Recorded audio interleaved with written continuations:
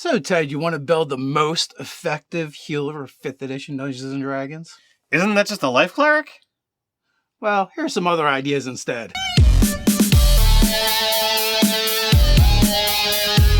Hey folks, Nerdarchy Dave from Nerdarchy for Nerds by Nerds. Today I'm hanging out with Nerdarchy Ted. Welcome to Nerdarchy, a place for news, views, as well as homebrews for 5th edition Dungeons & Dragons, as well as other role-playing games. Don't forget to hit that subscribe button and attune to that notification bell. So our Adventures League legal series continues for 5e D&D. We had a request to build a super healer, but we kind of thought about it, and really a super healer is just a life cleric.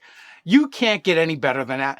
There are some tricks you can do that are fun, but at the end of the day, those high-level spells that you're going to get from a cleric, there's nothing better than mass heal. Absolutely. 700 hit points to just divvy out as you see fit is just amazing. But there are a number of ways using low-level powers that you can really, boost and kind of get extra healing that you might not have been thinking about or you might not be using in conjunction. That's going to make you a pretty darn good healer. And let's face it, not every campaign is going to make it to 20th level. That is true. So we decided we would mess around with some multi-classing and see what we could come up with. Now, because it's Adventurers League legal, we are limited to the PHB +1, unless we go to Ebron, which the rules are a little bit different.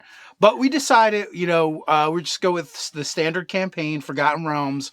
So we're going to be using Xanathar's Guide to Everything, as well as the Players Handbook, which is a little sad because we felt like the best race to build a healer would have been in Volo's Guide to Monsters. And that's going to be the Aasimar, Protector variety. I was really, really good. We start, looking at our race options, and that's where we were initially going. And we have to chuck that. We have to check the Warforged Envoy because we're not playing Eberron. So off that one goes from the list as well. Again, we're trying to avoid the half-elf because we don't want to just make every single build half-elf. So we chucked that one as well. And also, before we get into the race that we did pick, we should probably just talk a little bit about the fact that we did chuck Volo's Guide because we wanted Xanathar's. We wanted the spell list in there, which there's some really good ones, as well as some ones that have been touted as being kind of broken. So first and foremost, Spirit of Healing. Phenomenal spell. I've seen, in Facebook groups, in YouTube videos where people are flouting about how horrible this spell is as GMs, and as players is wow, you got to use this all the time because it's amazing. Right, and you didn't even delve into the murky depths of Reddit. Oh my God, I can only imagine what you'd have found there. But, if we want to perform the Congo Train of Healing, we're going to need to use Xanathar's Guide to Everything. Hey! So with that, let's jump in and see what we came up with. So for race, we decided to go with... We're going to go with human. It's a pretty easy, easy race. And first and foremost, we chose human because if we go with the variant, getting the feat and taking the healer right away is automatically going to make you a phenomenal healer, regardless of what class you go with. Because you could just stack up all those healer's kits, and each one is going to actually allow you to apply healing. Yeah, you might want to get a Nodwick of your own to be carrying around all those healer kits. Even if you're in an anti-magic field, you can still perform healing as long as you have those bandages from that healing kit. You can still put people together. Maybe there's a roll of duct tape in there for them as well. So when it comes down to it, there honestly is nothing that's more of a healer than that healer feat. As long as you've got gold to spend, as long as you've got medicine kits to use or healer's kits, healing ain't gonna stop. And also from human, we decided to grab the stat bumps where we wanted them, and we wanted them in wisdom and charisma because they're both going to be relevant to the build. And also the skill, we don't talk about that a lot of times, but the floating human skill, we decided to make use of that right away as well. And we took medicine. We felt like that made sense for this character. I mean, when you break it down, if you're going to be the healer, you have to be able to diagnose the injuries or the problems that are going on. Is this a poison? Is this a disease? And a lot of times that is going to fall under the medicine skill. And if you don't have that, you're not really a good healer, are you? That's true. For our character class, obviously, we went for our first level in Cleric. It's kind of a no-brainer. You want to get access right away to those cure wounds. As a cleric, you're going to be able to slap on, some decent armor, which is going to allow you to be able to get up into the thick of it and take a little bit less damage because you're not going to get hit as often. So we went Cleric for obvious reasons with our character class, and that's where we're going to start this build. All right. So if you want to follow along with this build, down in the description below, you can find a link that'll take you over to D&D Beyond, where you can find this character sheet, as well as we can thank D&D Beyond as the sponsor for this video. Now, from going Cleric, we're going to get our domain at first level right away. We're going to take life domain because I think we've said it already. They actually do make the best healers. Their ability to add to all the healing that they do. So being a life cleric is going to make you much more effective. That first level ability you get is pretty good, Ted. Disciple of Life, I mean, come on, to be able to add 2 plus the spell's level to any healing spell that you cast, pretty darn amazing if you ask me. And not only that, the ability is the way it's worded has some unforeseen consequences as well throughout all of 5e when it comes to healing. I don't know if it was an oversight by the designers or they meant it that way, but the way it's worded, it will work with any healing spell. So that makes Cleric super dippable. And since you get your domain at first level, it can cause a little bit of a problem because you can really just take one level. You're really good at healing and you can move on if you wanted to. Also, one of the other things worth mentioning is armor proficiency that you get as a life cleric. Absolutely. Being hit less, always a great thing. You're going to be able to be in the front line. So yeah, go for it. Heavy armor is a good thing, making this more effective. Now, jumping to our background, we kind of went back and forth on this one. Well, Acolyte is kind of the obvious one. But then we're like, well, we started with our race as human. From human, we took medicine, and we also took the healer feat. So this guy or gal is already a healer without any magic. So we said, why not go guild artisan, looking to kind of be more like the medical tinkerer, the doctor, what have you. So if you went with, we wanted an herbalist kit, but that wasn't really one of the options there. So we went with alchemist. Yeah. So now, I don't know about for, Adventures League, but if this is in my home game and the character was, or the player was like, hey, I want to take herbalist kit, and this is my thinking behind it. Oftentimes, sometimes it was the barber that was actually like the doctor in those days, or if there was actually someone that was a doctor, I would definitely allow that as a guild artisan and give them the kind of the same rights and protection other guild artisans have. Absolutely. It's just a service instead of a product. Absolutely. I totally agree with you there.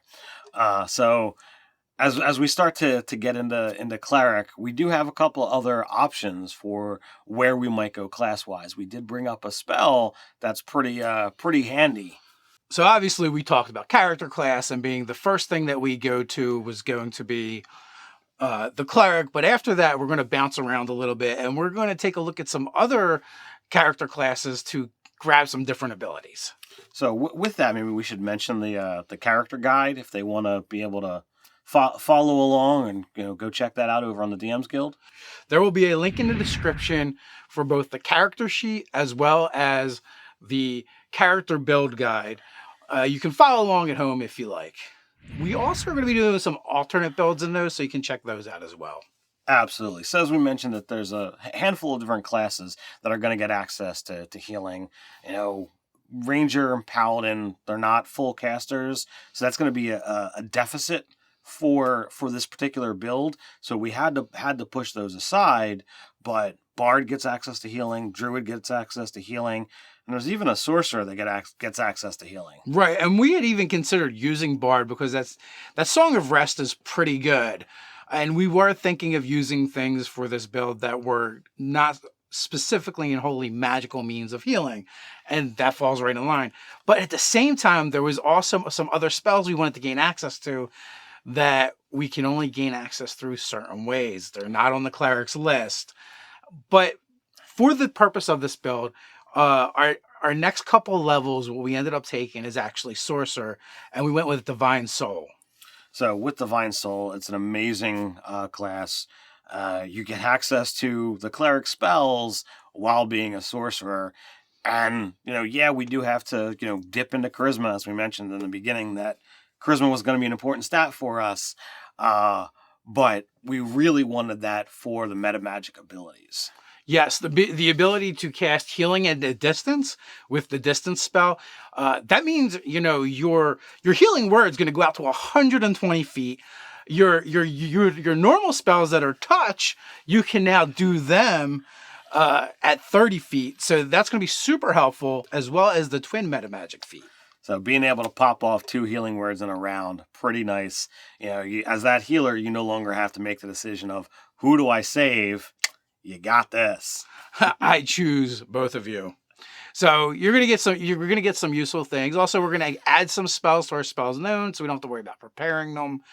And then there is also the one thing you're going to have to be very careful with is because you also get spells known for your cleric list, you don't want to have a lot of crossover between them. So you're going to have to choose carefully when you go Divine Soul. Good was our instincts, but we ended up going with our instincts were to go good, but we ended up going with neutrality because we wanted to get something that wasn't going to be granted from our cleric spell list. The next thing we're actually going to dip into is going to be Druid. And, we mentioned how awesome Spirit of Healing is, and we need to get access. As we continue to build this character out, we're seeing those higher level spell slots coming. So you've got the ability to really be able to pad up those level spells. So you've got all the cure you need, even though you've got a lot of low level spells to choose from. Yeah, thankfully, most of the healing spells are pumpable. So as long as you have the higher level slots, you're good to go. Now, we bum rush Druid for 4 levels, taking us all the way up to 8th level for a couple of reasons. 2 of the spells that we were actually going to use Bard to get through Magical Secrets, we said, you know what? We can skip Bard and just go right to the main source and get them from Druid because we wanted to get Goodberry, and as I said, Spirit of Healing. because we know that is the ultimate Congo line healing spell in the game. And because we have that Disciple of Life, it'll stack with it. And we're like, well, we have to go to 3rd level Druid anyway. We might as well pick up one more level in order to get the feat or the stat adjustment, which we did. But there's something else too that's important. Circle of Dreams gives you the Balm of the Summer Court. That's a healing ability. You get a die 6 for... die 6 half your level that you can heal at 120 foot range. So it just adds to our repertoire. One more feature that you're going to have access to doesn't require a spell slot. So it's pretty nice to just be like, I got one more tool in this healing toolbox. And of course, for maybe reconnaissance or getting away or other things, you could actually use Wild Shape. And you could use that, I believe that Balm of the Summer Court while you're wild shaped as well. So if you need to be sneaky and healy, you have the ability to do both. Sometimes you just need to be a beast. So from there, where do we go next, Ted? Well, we've been, putting 2 levels in Cleric, 2 levels in Sorcerer. We've got 2 levels in Druid. I think it's time to go back to Sorcerer and, get some more sorcery points. Sorcery points are going to be huge for this build. They're going to be important. And I think at this point, we're going to top Sorcerer off and just be done with it. We're actually going to bounce around a little bit. Two levels of Sorcerer here is going to give us our access to those meta magic abilities, as well as get our next stat adjustment. Then we're going to do 2 more in Cleric, allowing us to, again, get that next stat adjustment so that we can be able to finish out our Wisdom. Okay, so I think so far for our stat adjustments, I think we're 1-1, right? We went with 1 stat adjustment and 1 feat. Absolutely. Our first feat we were looking to take was going to be Inspiring Leader. This is going to allow us to get some temporary hit points before the battle. Why worrying about healing when you can just give out hit points that just are meaningless? So now we're going to finish off Sorcerer. Absolutely. We're gonna go two more levels of Sorcerer. That's actually gonna finish that off. We're gonna wind up getting the 3rd level spells and then Empowered Healing. That's going to allow us to get Empowered Healing. That's super useful because essentially what that does, as long as someone casts a healing spell within 5 feet of you, you can blow a sorcery point in order to allow them to roll any number of dice. They have to keep the new numbers, but you get to roll them. So you can get rid of some 1s and 2s maybe. Absolutely. It's gonna boost you up. And let's face it, since you've got all of those spell slots, you've got the ability to churn them out as you see fit to get those sorcery points up or down as you see. That's going to bring us to about 14th level. This is a higher level character that we don't really see in a lot of our games. It took us years of gaming to finally get characters that go beyond that level. Our buddy Mark used to make the joke, if you wanted to see a 14th level character, we had to start at 12th. But now, we're going to take this build all the way up anyway, and we're going to finish it off with Cleric all the way to the 20th level. Absolutely. So the last 6 levels, we're gonna go with Cleric. I always find that amusing when you level up one class, but then you put the stat boost into something else. So we are gonna bump up our charisma here, adding a little bit more sorcery power to our list. Because let's face it, you are a sorcerer. Maybe sometimes you don't want to just heal. So that'll help with your DCs, but also help with your interaction skills. So what we've created here, maybe we haven't created the ultimate or best healer, but we created a really versatile healer that I feel like would be a lot of fun to play and experiment with and come up with the backstory as to why this character has been touched by all these different sources of power. You're a cleric, you're a druid, and you're a divine soul sorcerer. It's a lot of divine power all in one person. Absolutely. So now let's talk about what you can do with this as an NPC in your game, whether it's an adversary against the players, or whether it's someone that they're going to encounter that's going to help them out. Again, you can see those stats in the guide that's down in the description, as well as you can see the alternate builds and the character sheets from D&D Beyond. How would we use this guy in or gal in our game? Well, I mean, as a player character, you're all about keeping the party alive. Well, where would that go on the flip side? Well, what if this is someone who is all about keeping the enemy alive? Like, okay, this is your evil shaman who's back there, every round throwing out healing. It's like, I can't bring the enemies down because this guy's just keeping them up. He's wearing the heavy armor, so you don't have to worry about, or he's harder to hit. All kinds of challenges and problems. Where do you see something like this going? Well, you're absolutely right. I'll speak to what you just said for a moment before I get into some of my own ideas.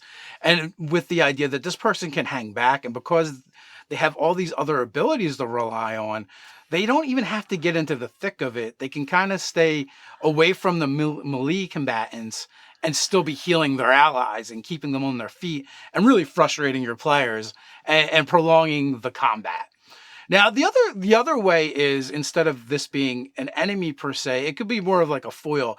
It could be a religious leader or some organization in a city or town that's opposed to the adventurers.